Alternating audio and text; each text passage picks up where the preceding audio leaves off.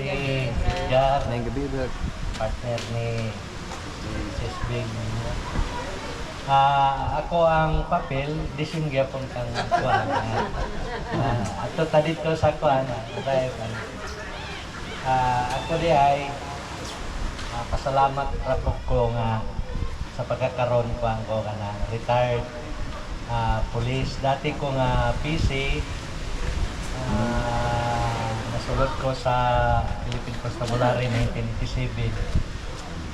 Salamat rapok ko kay kanang nasulod ko sa sundalo mo gyud akong gisudlan kay dili man ko degree holder. High school graduation nagyo ko, fourth year graduate. Nya kamot ko daghang kampo akong nasudlan. Awang sa Port Evangelista, sa Panakan, sa Army. Pero dire gyud ko sa titipan na sulod sa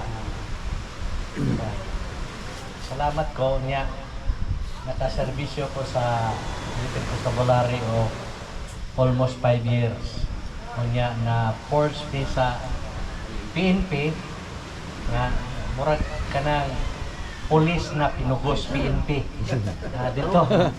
Salamat po ko kay na-retired ko sa police dili sa sundalo. At least murag na retired police ko nga kung police ka graduate at criminology graduate pero dili ko graduate sa criminology. High school graduation ra gyud in town ko nga naka sulod sa kuan nga na partner na ko ning ako ang asawa nga dili po ni siya criminology license. Kuan ni siya kaning about sa numbers ni siya accounting. Mo po ni kay isa no high school graduation na ta pero sniper pang punta. Kailan? Dagang buwan. Kinsay nailan na mong luha. Ala lang. Basta kay about aning gapo, saya supportive ko. Dagang salamat. Daghang salamat, Brad Ed. Tanawa, ginigawas. Mungkin sa kayo sniper ninyong duha. Napahonghong yung